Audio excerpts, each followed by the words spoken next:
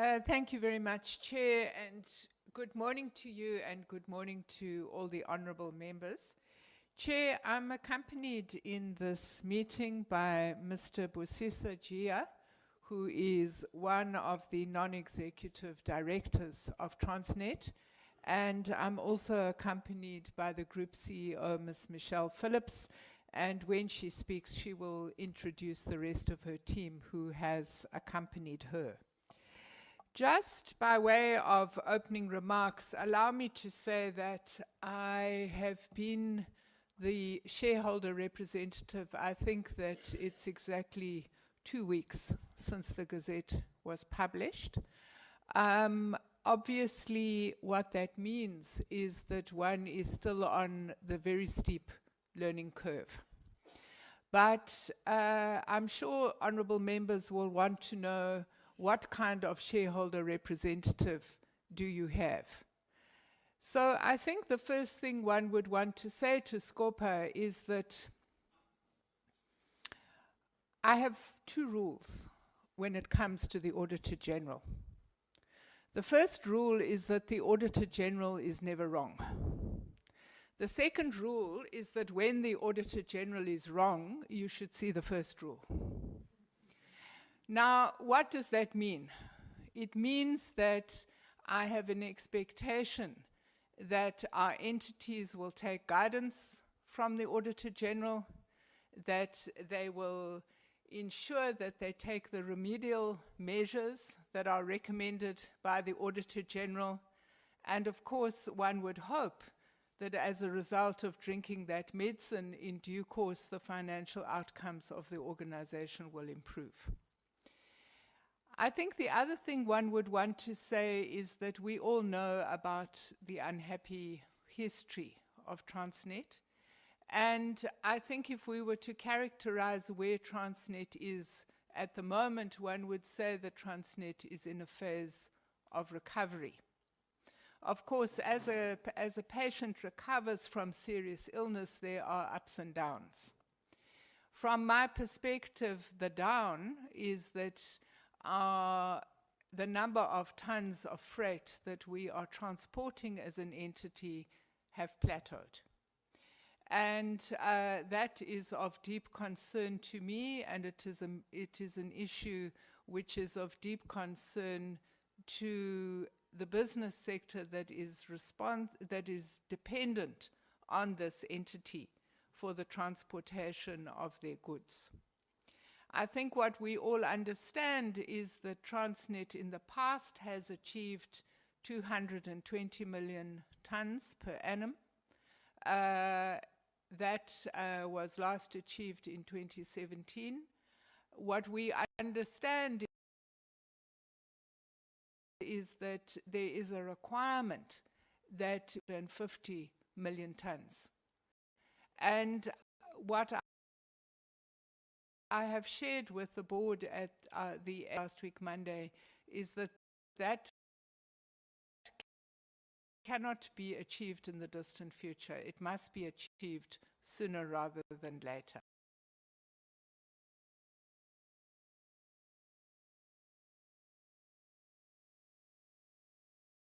Requires investment.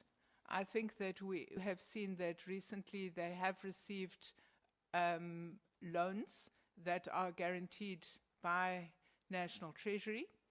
And of course, what we have also seen is that government is putting in place the architecture to allow for third-party participation. And we believe that these 2 measures should assist us with the recapitalization that needs to take place within Transnet.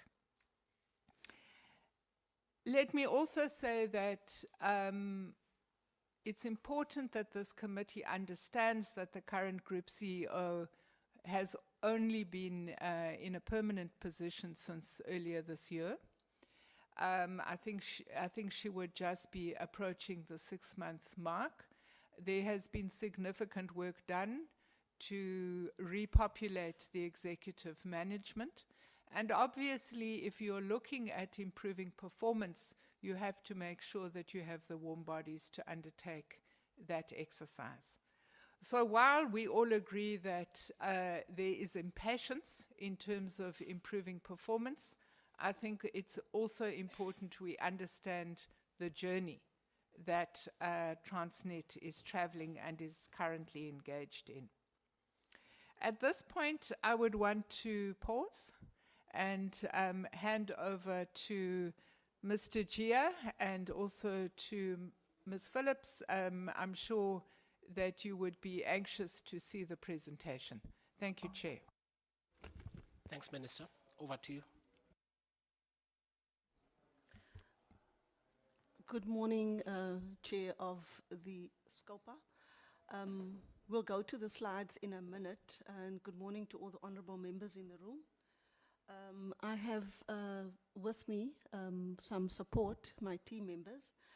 Next to me is Kaleka. She will deal with the financial part. She's the acting GCFO today. I do have some of my colleagues from the legal team as well to deal with if there are any questions on some of the legal matters that we are experiencing at the moment.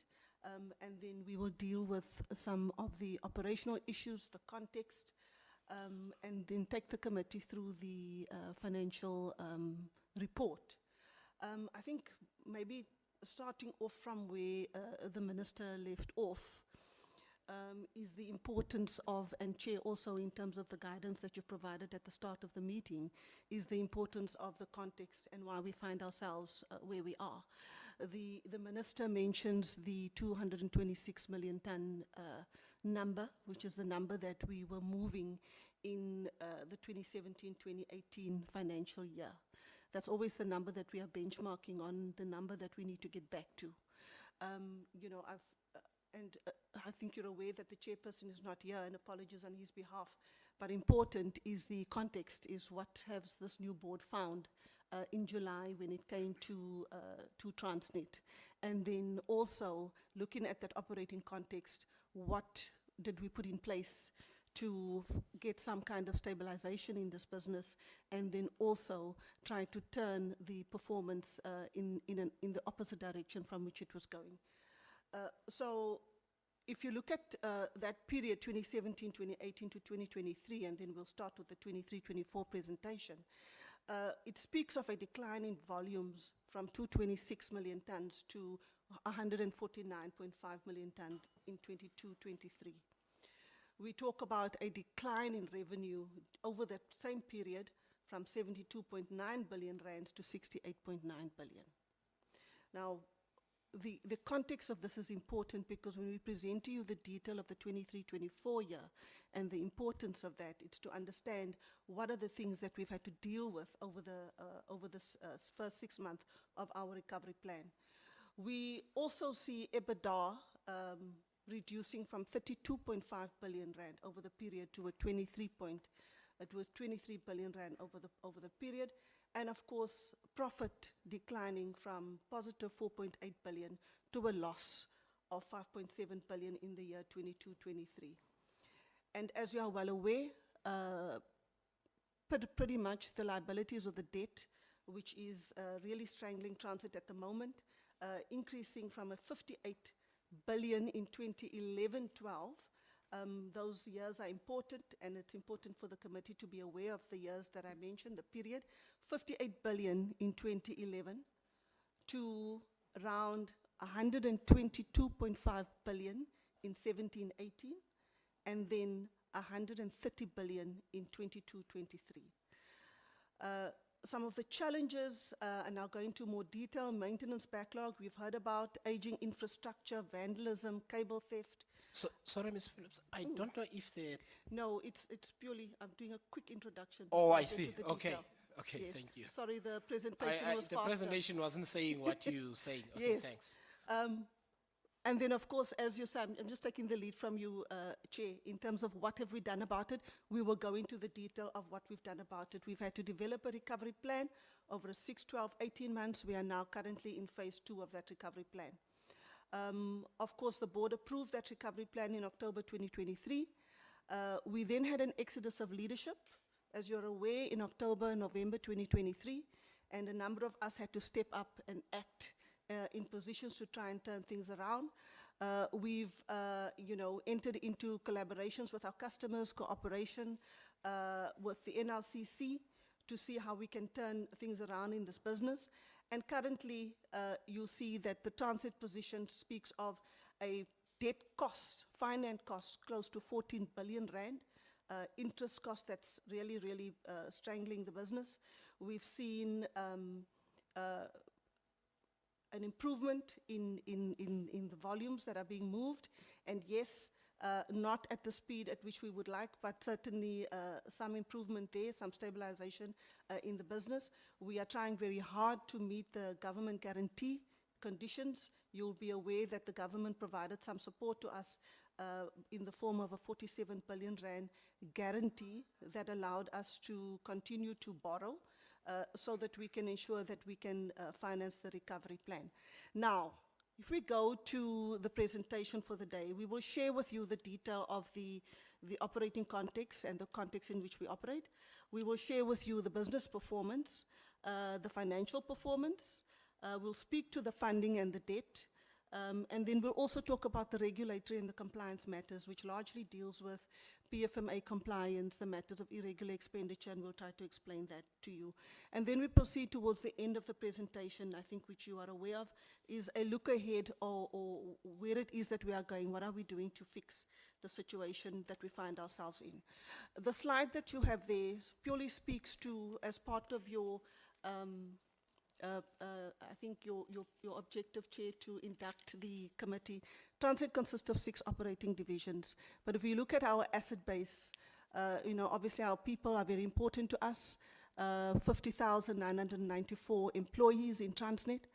And we operate an asset base of just over 364 billion rand. Our commercial footprint, you will see 8 commercial ports, 16 cargo terminals across these ports, and 132 maintenance depots, 11 engineering yards. You see our rail and port manufacturing and maintenance facilities. It is a huge asset base that we handle on a daily basis.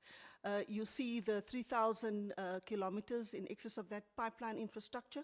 That's what we use in our Transnet pipeline operating division to move liquid petroleum products from Durban to Gauteng to ensure that the inland has both petrol, diesel, as well as jet fuel for our Tambo.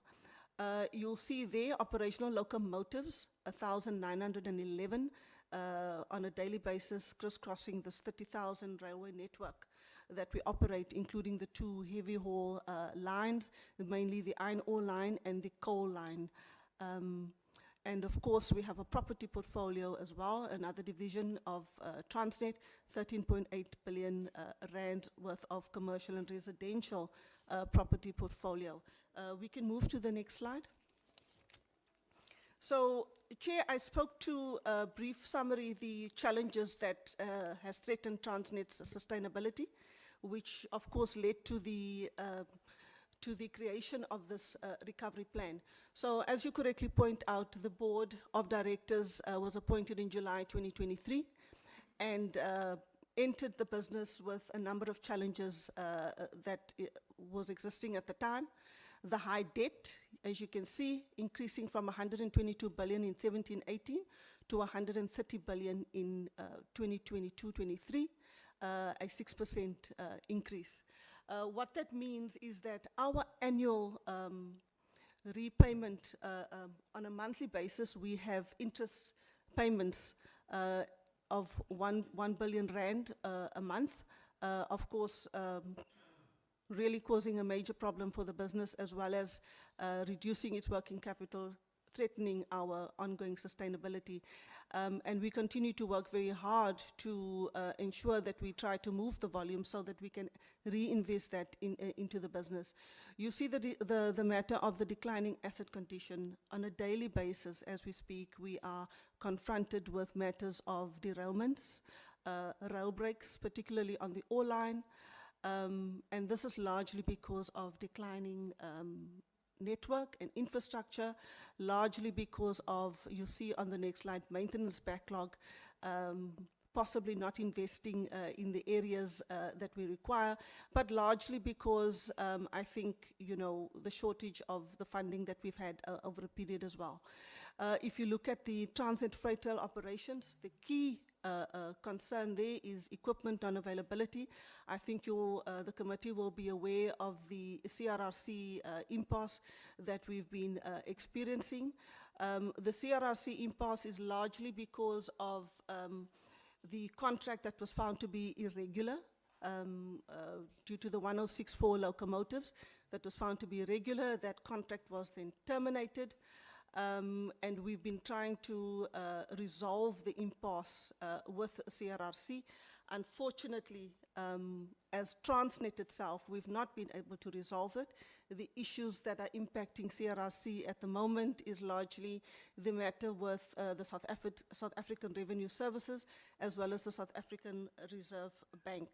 Should this matter, though, be resolved, it immediately would inject 99 locomotives into the system. Which would go a long way to assisting Transnet in its recovery.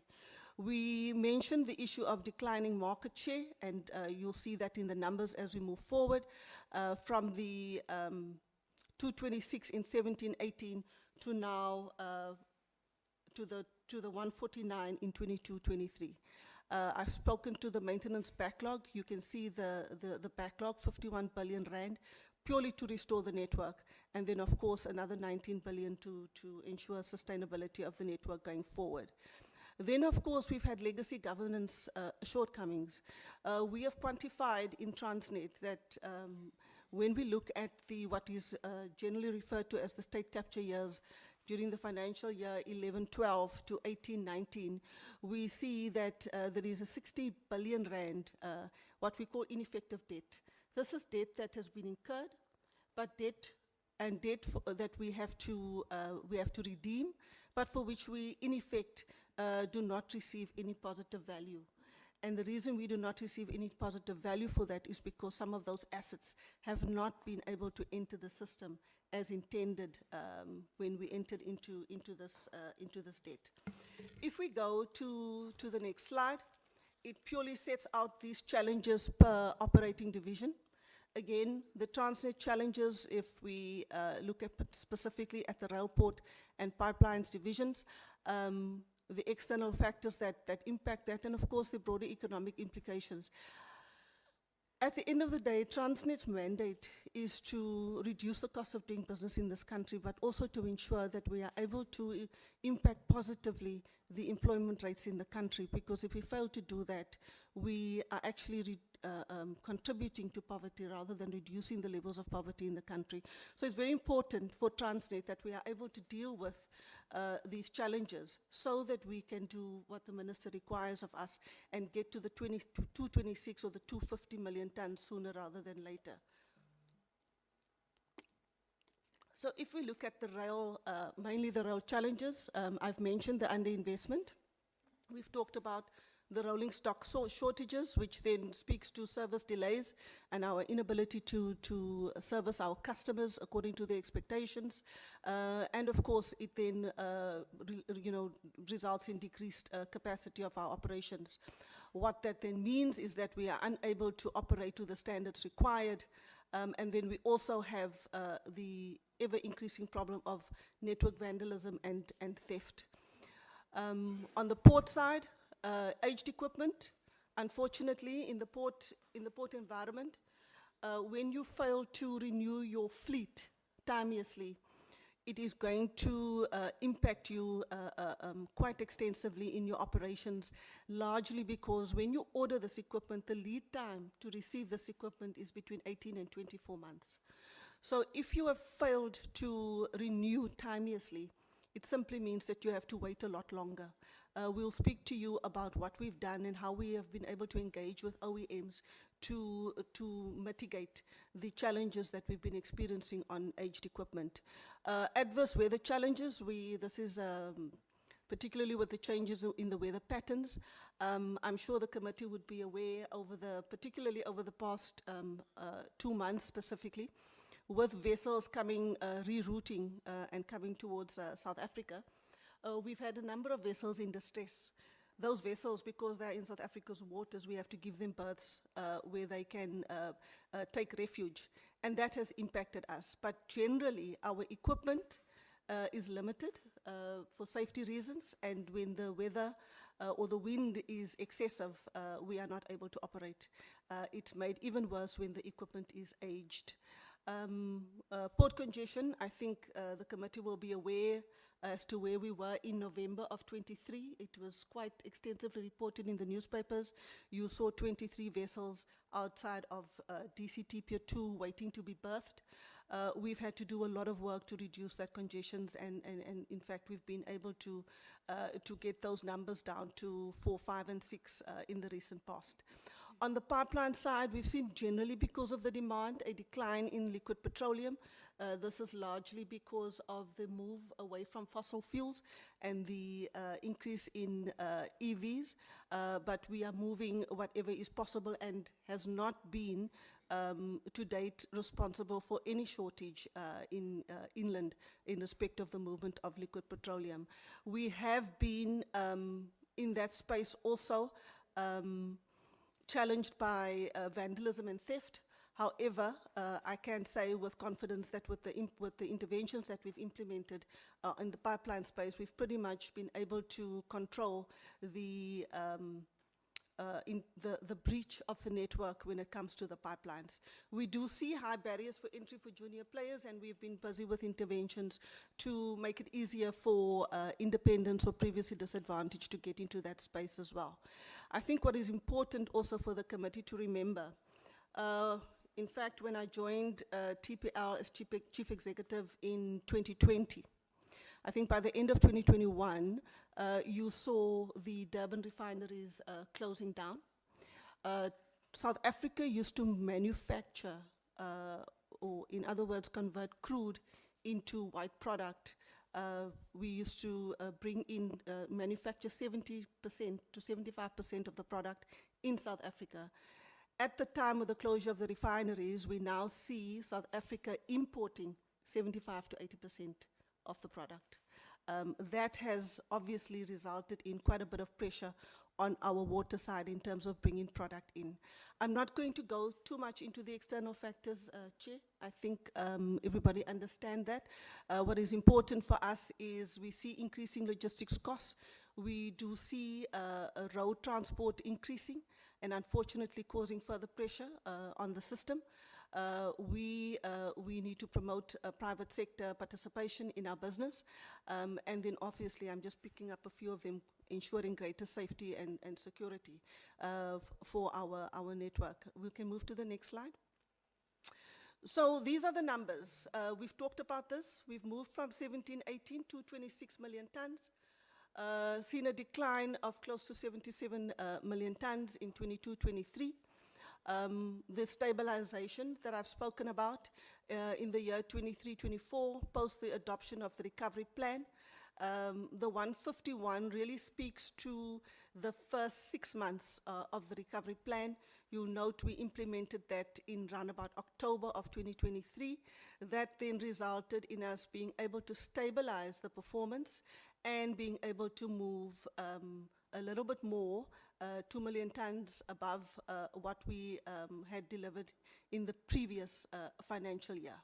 So again, as the ministers indicated, the ministers referred to it as a plateau. We remain dissatisfied with the performance and where we are. We are quite clear that the numbers that we need to get to are the 226, and in fact, to make a meaningful impact on the economy, the 250 million ton number is the number that everybody is working towards. We can move to the next slide. These ones is purely indicating the port volumes and the pipeline volumes. You can see at a peak in 17-18, we were moving 4.6 million TEUs. TEUs are what we refer to as 20-foot equivalent units. Essentially, it is a 6-meter container. They come in 2 sizes, 6 meters and 12 meters. And you see 4.6 million TEUs is what we moved at our peak. Then, of course, we had COVID, 2020, 2021. but we've steadily been trying to get the numbers back there.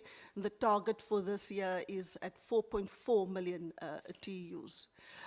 They largely also impacted, as I've said, failure to renew the fleet timeously. So a lot of work that we've had to do to engage with the OEMs so that we can get equipment into the system very quickly. Pipeline volumes, the same.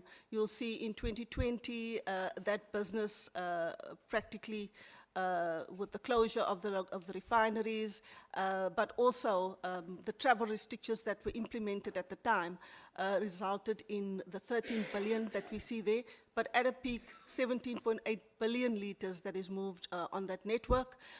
23, 24, the number sitting at 15.1 billion litres. We see that number, because the demand is pretty much what it is, that is probably the numbers, and more or less around that number where we will remain going forward. We can go to the next slide. This slide intends to show the financial position and how that's deteriorated over the period. I've spoken to that, but you can see on the revenue side, 72.8 billion that this business was earning in 17-18, down to 22-23, 68.8. We will show you the numbers for the 23-24 year, an increase in that number. But you can see both from an operating expenses line going in the wrong direction, so a lot of work going on to reduce those numbers, but then also as an EBITDA, as a result of less revenue, more operating expenses, you see your EBITDA going in the wrong direction as well.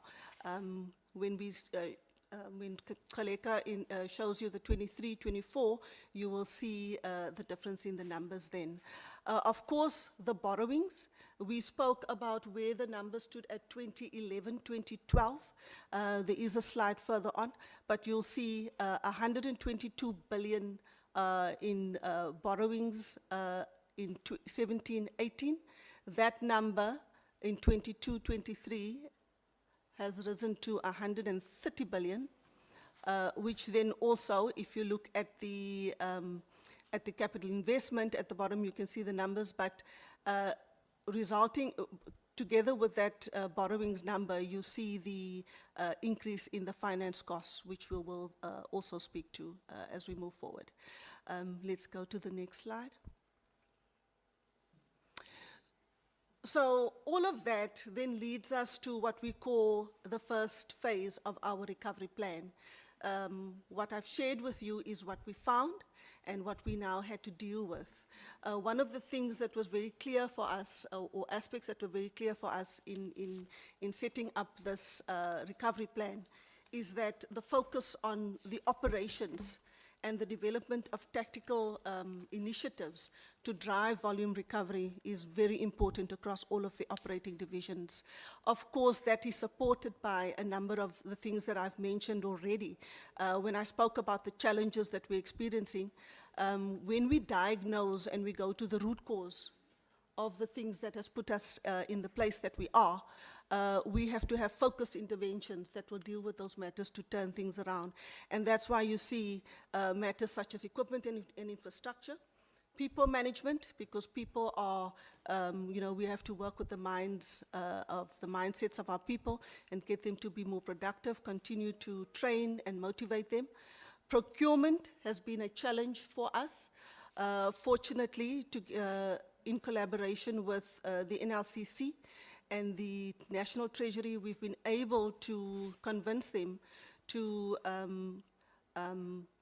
what we call to enable us through departures from some of the PFMA regulations to enable us to procure better. The argument that we had to make is that we cannot be using peacetime processes when we are at war. The difficulty that we've been experiencing in the procurement space we needed to deal with. We made the case to them and they've been assisting us in terms of making it a little bit easier for us to procure and still be compliant. So I think that's very important that we have found ways to reduce procurement cycle times, but still remain compliant. We've discussed the matter of maintenance. We've discussed the matter of funding. We'll go into more detail with that. PSPs and strategic initiatives, there's a lot of work going on to see how best can we crowd in the private sector so that we can get funding into the business. We understand that government does not necessarily have the funds that Transnet requires, and therefore we need to find ways or other ways to crowd in the private sector so that we can get more investment into the business. We found that our business was very manually driven. We've had to do a lot of work, and we continue to do that to enhance the digital transformation, whilst at the same time motivating our people for them to understand that digitizing does not necessarily mean loss of jobs. It simply means better jobs for our people. And of course, the matter of safety, which is everything that we do, but not at the expense of safety. This slide for me is a very important one because it makes it very clear what are the tactical things and the things that we are doing in terms of the operations to recover the business. We'll go to the next slide. So as you see, part of what we do means that we have to agree with the minister in respect of the shareholder plan. What we did was, and this would have come, I think, through the AG's report as well, Chair, we've got a corporate plan. We had to submit the compact to the minister. Then we had the appointment of the new board. What was very clear was that the corporate plan that you had at the time was not going to be achieved. In fact, it was impossible of achievement. We needed to come up with a plan that we knew would be achievable, but also that dealt with matters that were within our control. As I've indicated, we prepared a recovery plan that excluded specifically the matter of the CRRC locomotives, because as we've indicated, as much as we have tried to facilitate the resolution of that impasse, the matters that need to be resolved there sits within the Reserve Bank and the South African Revenue Services. Then we aligned this compact to the recovery plan, and and then the minister then approved essentially two shareholder compacts. One that would apply to the period April to October 2023. Sorry, that's an error there, 2023. And then one that would apply from November 2023 to March 2024. So we fully aligned that recovery plan also with the freight logistics roadmap as directed by the Minister of Finance. You recall that when we approached government for support in 2023, the Minister of Finance in his midterm budget speech was very clear that no support will be coming to Transnet unless they aligned with the freight logistics roadmap. We proceeded to do just that, and in December 2023, we were granted the guarantee by the Minister of Finance, enabling us to proceed with the funding of our recovery plan. So currently, we are now being measured against those shareholder compacts. But of course, I think with the new minister, we will be agreeing on a new shareholder compact that serves to better meet the requirements of the business going forward. We can go to the next slide. So part of what the board then had to do, Chair and members, is to ensure that we have a new leadership in place. We have Nosipa Mapumolo, not able to be here today. She's been appointed as the Group Chief Financial Officer. My appointment was made permanent on the 1st of March of this year, 2024. Russell Baikis was appointed as the Chief Executive of Transnet Freight Rail, also in March 2024. Sibongisini Kati replaced me as the Chief Executive of Transnet Pipelines. I believe that was late on in the year, also 2024. One of the requirements, certainly, as I was going through the recruitment process, was that Transnet needs to, again, revive the appointment of the Group Chief Operating Officer. so that this focus on operations could happen on a day-to-day basis. And we then appointed Solulid Swallow as the Group Chief Operating Officer. Phyllis De Feto has been appointed as the Acting Chief Executive of Transnet National Ports Authority. In the interest, I think, of disclosure and importance of disclosure, I need to indicate to the committee that we, through whistleblower reports and investigations that we've had to conduct at the National Ports Authority, we have had to suspend 12 members of the management team of the National Ports Authority. And currently, we have a team of people acting within the National Ports Authority, and we can provide the details of those investigations as we move forward. Besima Bunda is the Acting Chief Executive of Transnet Engineering. The Chief Executive retired earlier in this year. And then, as part of the reform resulting in the split or divisionalization of Transnet Freight Rail into Freight Rail Operations and the Infrastructure Manager, which we call TRIM, we've then appointed Tembi Lekhanyane as the interim Transnet Infrastructure Manager. Essentially, these are, some of the new leadership that's been appointed in the past few months. This slide just deals with the dates. We can move off this one. In terms of the various segments and where we want to seek to leverage on private sector participation and how we crowd that in, on the iron ore line, we want to see how we can stabilize the delivery there and support the growth of that sector. We've been really struggling on the iron ore line. The network there, the rail lines, is really deteriorating, I suppose, as we speak.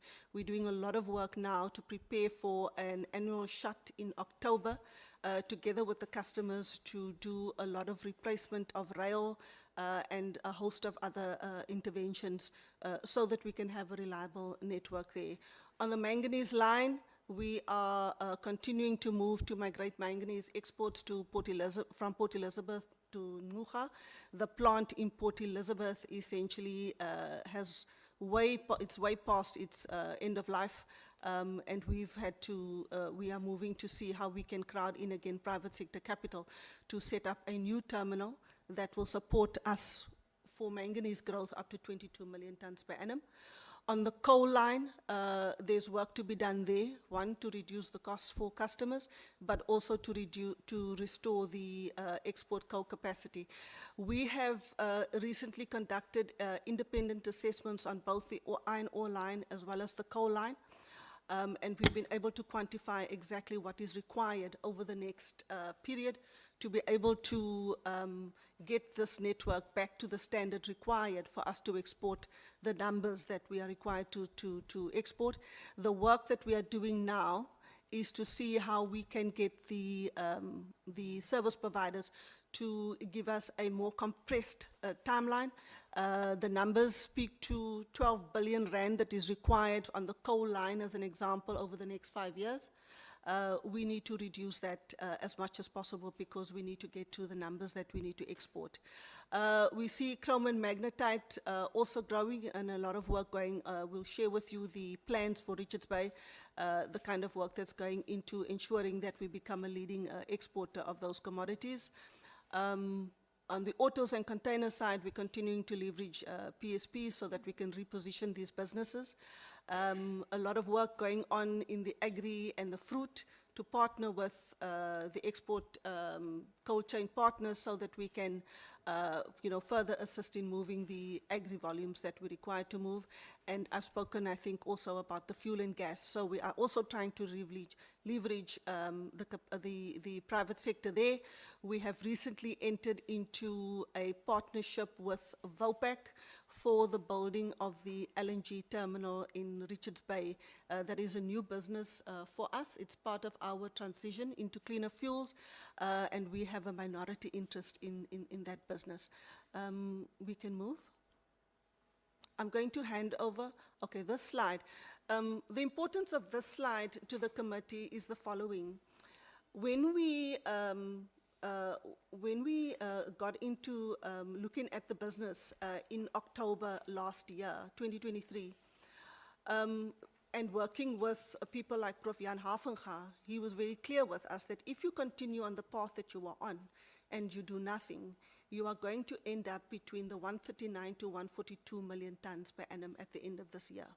So this line purely seeks to show that with the interventions that we've implemented over the period, which is the first 6 months of the recovery plan, where we ended up. Next slide. No, we're going up instead of down.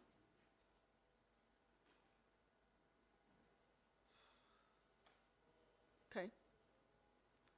So you can see the volume performance, how we've improved to get it to the 151.7 million tons. Still a long way to go and clearly not where we need to be. The number is to, the intention is to get to the beyond the 200 million tons, certainly, in order for us to fully recover. If we move to the next slide. These are the numbers as at 23-24. So this is what forms the basis of the 23-24 financial results. We had a recovery plan target of 154.4. The previous year, we did 149, and we ended up on 151.7. And you can see these on the top there, those 6 blocks there, purely shows the performance of the various corridors. Unfortunately, on the ore corridors, I've indicated we've not been able to meet the target. On the Cape corridor, slightly below there, and on the Northeast corridor, as well as the Central corridor. The North corridor, we were in fact, we were probably going to exceed that number by a bigger number. However, I think just as we were on an upward trajectory, we had major derailments in January towards the last quarter of this financial year. Port containers, you see, above prior year, but slightly below the recovery plan target. Port automotives, largely as a result of the the market. But when it comes to specific performance indicators, the auto terminals are exceeding their numbers, but it's the market as it is. Pipeline, I've indicated the concerns there. And then what we've had to do is a lot of self-help initiatives to ensure that we don't take the OPEX number too far. However, so this is the number. We had a budget of 52 billion. We were able to come in substantially lower by 4.2%, which is good. However, you'll see that when we get to the final number, that bubble there speaks about excluding NATREV provision. Those are the provisions that we've now had to make because of the litigation that is ongoing between the NATREV partners and Transnet, which I think you've heard about in the newspapers. So it's not cash that we've paid out. We have lodged an appeal on the matter, but the auditors are clear that we have to make the provision on the basis of the worst possible scenario. We go to the next slide. So I've discussed now the NATREV matter. We made in 2020 a provision of around 4.5 billion for that. We've not paid that, of course, but it's a provision in our books. And then we've had to make a further provision on the basis of the recent judgment against Transnet. This is in relation to an agreement that the then government entered into with the NATREV partners to get them to keep their refinery inland and not at the coast. This agreement served to treat them as if they were at the coast, so that the refineries at the coast do not have an advantage to the inland partners. We believe that, and we are engaging with, in settlement discussions, we're also engaging with the various authorities on the matter, particularly the energy regulator, NERSA, as well as the Department of Mineral, I'm trying to get it, and petroleum, it's no longer energy, yes. So we're trying to see how they can support us. Then we've got the other matter, which is the Pier 2 legal dispute. This matter is coming in front of the court over the next few days. It's been in the papers as well. We believe that the procurement processes that have been implemented is defendable, but of course we will await for the court's decision on this particular matter. I think we can move to the next slide. So I'm going to hand over to Kaleka to do the financial performance. Chair. Thank you, Ms. Phillips. Just before you begin, can I just ask that on each slide we focus on the salient points? Because the members received they received the Auditor General's presentation and then received the slides ahead of time. I want us to get to question time for the minister as efficiently, and then we've got enough time with you until 1 o'clock. Okay, good morning, Chair. Good morning to the committee. As Michelle indicated, my name is Qaleka Mangcipho and standing in for the Group CFO, Ms. Nosipho Maphumulo. Chair, if then you look at our revenue performance, Michelle did indicate in terms of the volumes where we are and how the volumes have improved owing to the recovery plan that was implemented. Both port and rail volumes improved, offset by the decline in the pipeline volumes for the reasons that she's already indicated. But our revenue increased about 11.6% to 76 billion. Over and above the volume increases, there's also a tariff increases that has contributed to the increase in volumes. Then if I move to the net operating expenditure, on the net operating expenditure, the biggest movement that contributes to the 19.2% increase on the operating expenditure is the NATREF provision that Michelle indicated of 4.8 billion pre-tax. Also about 2.5 billion contributing on the increase in the salary or the wage bill based on the wage agreement that we had with our bargaining council, and also 603 million increase in security cost. It also important, Chair, that we also emphasize that because it also impacts our revenue generation. If you look at our revenue, we had about 2.1 billion that we lost due to theft and vandalism. Our revenue would have been higher if we didn't have all these incidents that are currently happening in our network.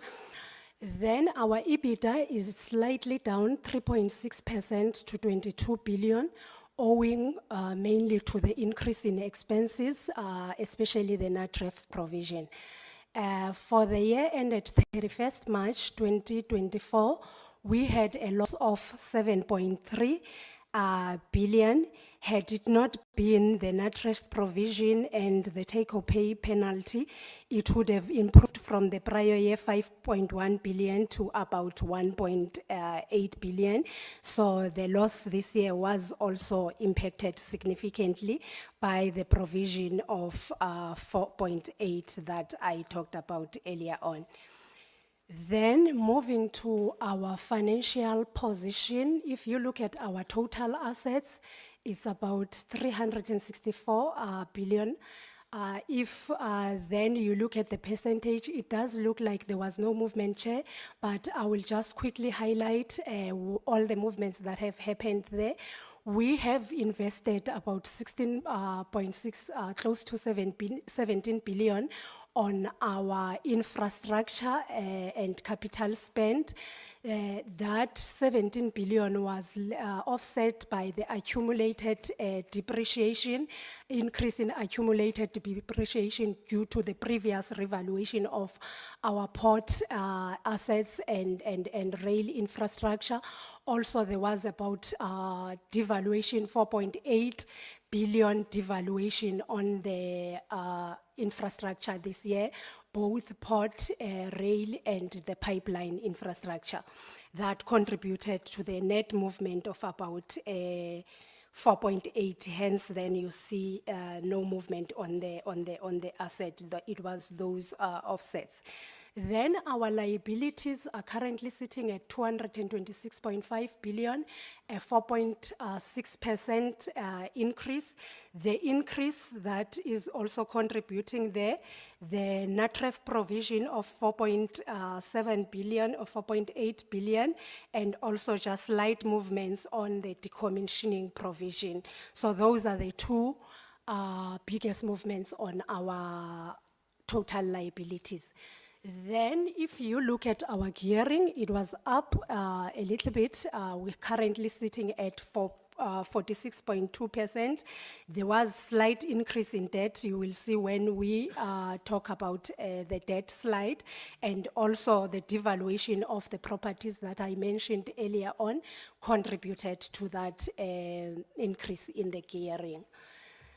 And then if we move to just our cash balances or the cash flow statement of the business, you're looking at the cash generated from operations improved significantly by 13.6%, owing to the increase in revenue and some of the expenses that we've managed to drive some cost savings, even though the expenses, as indicated, it was impacted by the provisions that we've raised, but the cash generated from operation, excluding working capital, is currently sitting at 30, with a 13.6% increase. Then if you look at our capital investment, as I indicated, we did invest about 17 billion in our asset base, and an increase compared to last year of 8%. There is a focus on making sure that we do invest and spend on our infrastructure. As I can confirm, 83% of the spend went to the replacement and investing on existing assets. Then the expansion was only 17%, Chair. But our capital expenditure is really focused on making sure that the existing infrastructure is taken care of. Then our cash balance, we closed with a 13.9 billion cash balance, which is a 2.5% increase compared to the prior year. Next slide. Okay, the next slide is really looking at our debt redemption profile. Chair, I will just focus the Chair's attention on the bottom graph to say in this financial year, we've got 16.6 billion debt maturing, and the year that follows that is about 18.9. You will see maybe when we move to the next slide, the next slide will just indicate the current debt status. You can move to the next slide. On this one, I just wanted to highlight what is maturing. Then, Chair, as per the committee's request, if you look at our debt, it really increased from 2011 and to 2016. We were at 134.5 billion. There, the main driver was really the assets that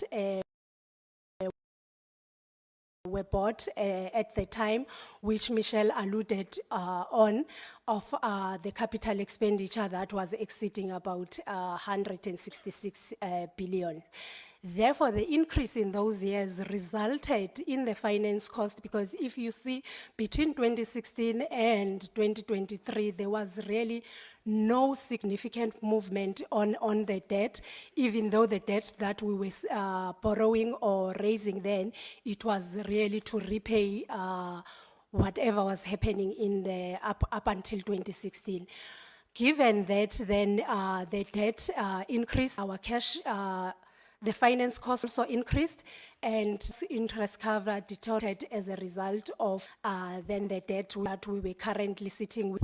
In 2024, we end up with a cash interest cover of 1.9, and we've obtained all the for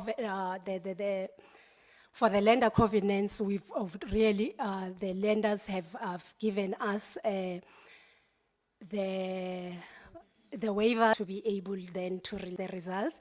And so maybe, Chair, what I can so highlight is also something that has deteriorated as well. In 2023, the question will be asked, it improved a little bit because of 5.8 billion special appropriation that we got there. But then, Chair, it is really important that we emphasize that the interest bill that we are currently paying is coming from those years.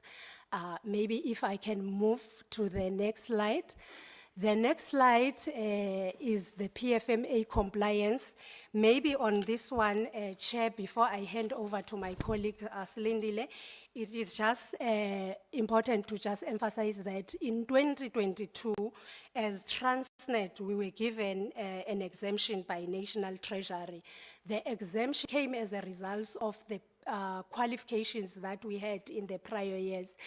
Then Transnet applied for the exemption. The exemption was meant to give Transnet an opportunity to implement controls and make sure that our procurement processes are we've got adequate procurement processes for us to be able to prevent and make sure that there's accurate and complete reporting of irregular expenditure. Then the exemption meant that on our financial statements, we don't disclose the irregular and fruitless expenditure, but then it is disclosed in our integrated report, but we continued to report on the irregular expenditure. So the board then came in, we implemented the remedial plan for us to be able then to fix the control environment and make sure that when we report the irregular expenditure, it is accurate and complete. It is also important that we also emphasize that that exemption really gave Transnet the opportunity. You will see when that are currently reported have really reduced from the previous year. So I will just hand over to Lindile quickly to take the committee through that's just the details of the irregular and fruitless expenditure. Thanks. If I may. Good morning, committee everyone. My name is Lindile. I'm responsible for report of the PFMA amongst responsibilities. If you can go to the second slide, because I believe this one has already been touched on by Galega. The key one is to highlight the decreasing trend on the irregular expenditure. You would recall prior the exemption in year 2021, the consolidated figure was at a range of 105 billion. When we got the exemption in FY 2022, the first identified irregular expenditure were in the range of only 1.1 billion. And by no means, Chair, am I trivializing when I'm saying only. The number, yes, may be high, but when you look at the subsequent years, it drastically reduced. If you look at 2023, we only identified the new irregular expenditure to be 556 million from the 1 billion. And the differences, when you look at the slide that says the multi-year contracts and the new contracts, the multi-year contracts would have been contracts entered into in the past. And as we also continuously identify the instances of irregular expenditure, you will see that we're picking up those through our internal controls that have been heightened, and the number obviously would remain there until it is condoned. There is a project that we've embarked on with the guidance and the leadership of the GCE. So a number of these we are hoping and relying on the National Treasury to condone this. The last one for 2024, you'd see only 229 million that was picked up as irregular expenditure. So the trend continuously is decreasing. And to highlight on 2024, Chair, as you know that we are in the exemption period, and the request and part of those conditions is that we are not being audited. However, in the 2022 and 2023, Auditor General looked at it on agreed upon procedure basis, which means they didn't go in depth, but it's just to make sure that the numbers are accurate and also ensuring that there's credibility on the disclosed numbers in the integrated report.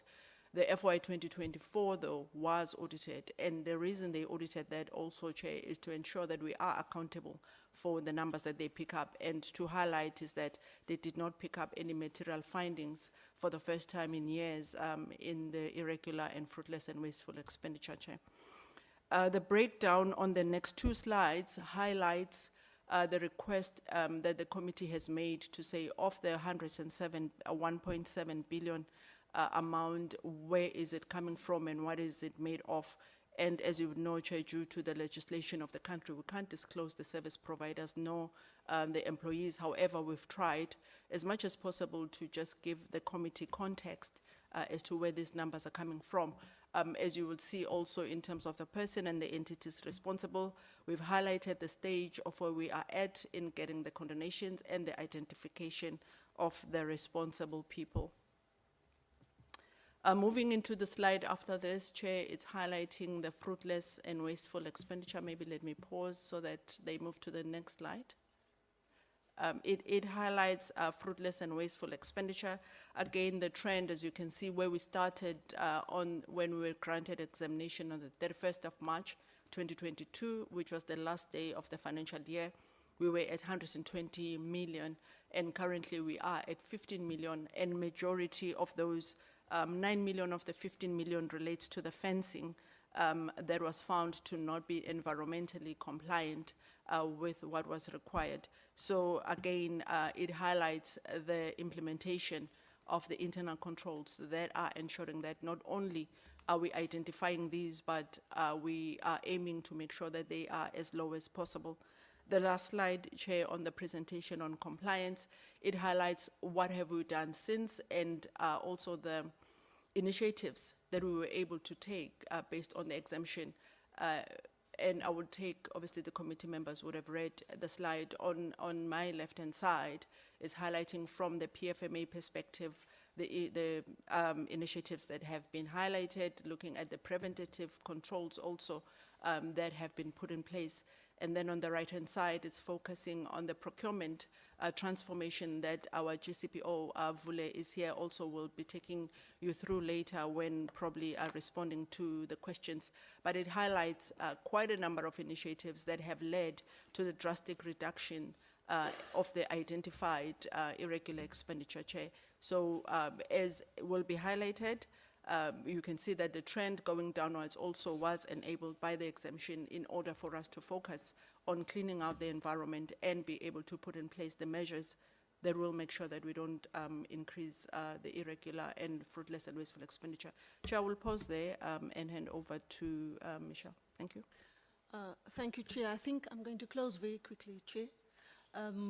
I'm not going to go through this slide. All it does, it indicates the kind of highlights that we've experienced during the first phase of our recovery plan. There are lowlights. We continue to focus on the matter of derailments, port delays, derailments in the coal line that we've experienced. These things have impacted our ability to move the kind of volumes that we would have liked. So I'm not going to go into too much detail. We can go to the next slide.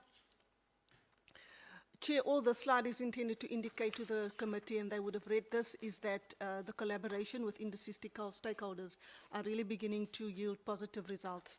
I mentioned a few of the stakeholders there, the NLCC, Operation Vulindlela, our engagement with the coal export partners, all our customers in general, the kind of engagements that we've now put in place and that we are working on in trying to together resolve the problems of the network.